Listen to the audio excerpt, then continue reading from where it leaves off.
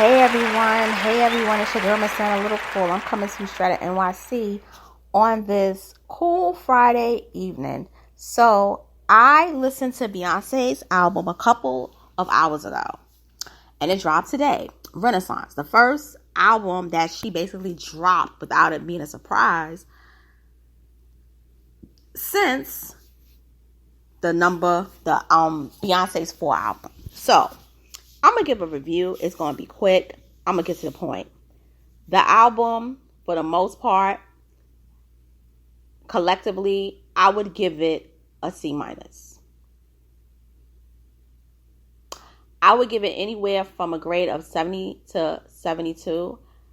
I would basically give it a GPA of anywhere from a 1.7 to a 1.96. It was not good. So I'm going to tell you where she messed up at. She had too many dance songs and not enough slow songs.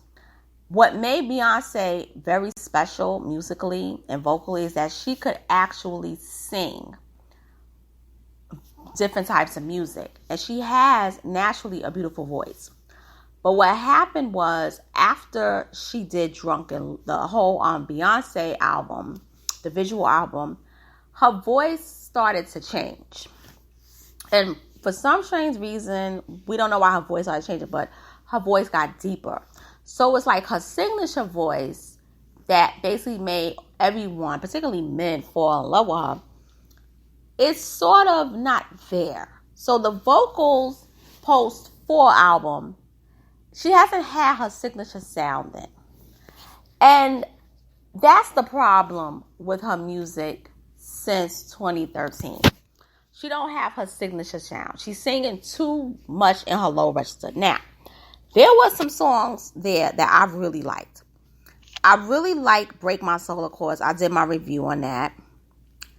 I also like the song Plastic on the Sofa. That was a good song. The last 2 tracks were really good. They were good. And then there was a song that she did on the album that had the Donna Summer. So, okay. Oh, America Has a Problem. That was a very good song. Church Girl was good.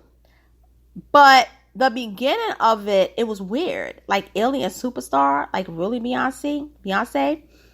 It wasn't really good. I would just say 1, 2, 3, 4, 5, 6. 6 out of 16 songs on the track was good on the album. And that's not good. Because every Beyonce album that I've heard, with the exception of Lemonade, I didn't even want to even deal with that double album, that album that she did with Jay-Z. All the albums have had really strong songs on it. Even the Beyonce visual album. And so I'm like, Beyonce, you're 40 years old. You're at that stage now where you can't do music like you a new artist. Like, it's a dance album, to be honest. But it's not it's not going to be a classic. It's not.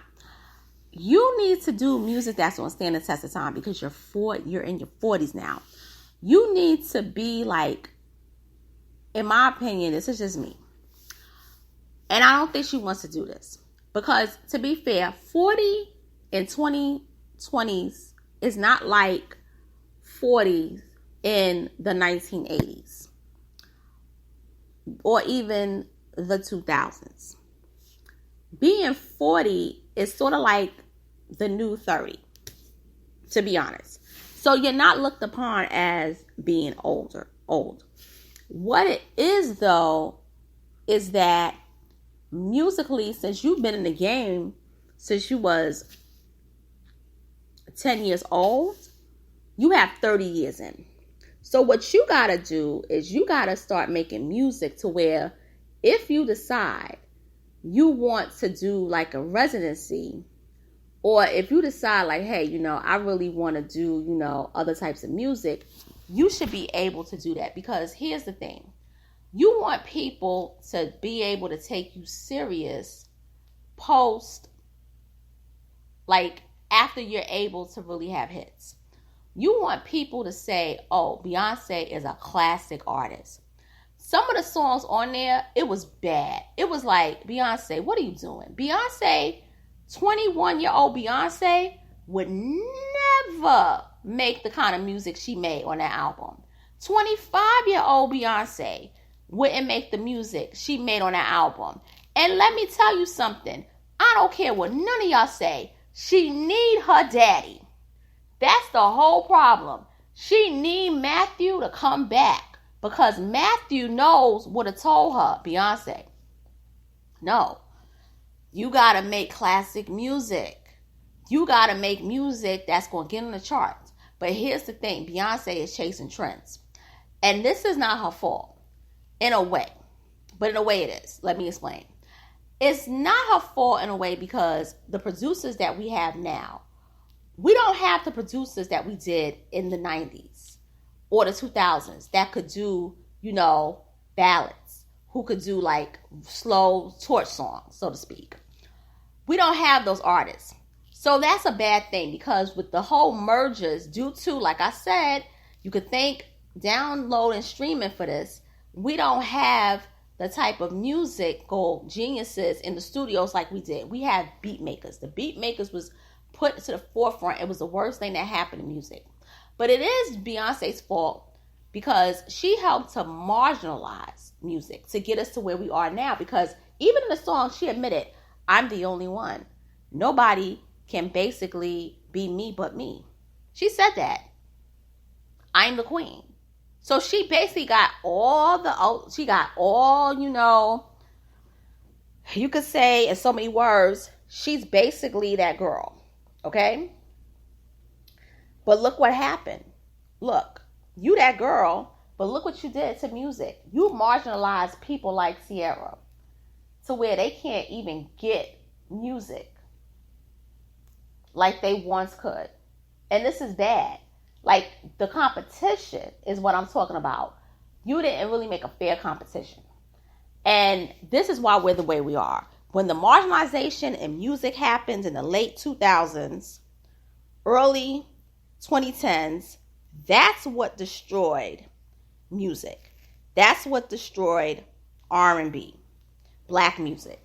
That's what did it. And I called it, and I said, this is bad.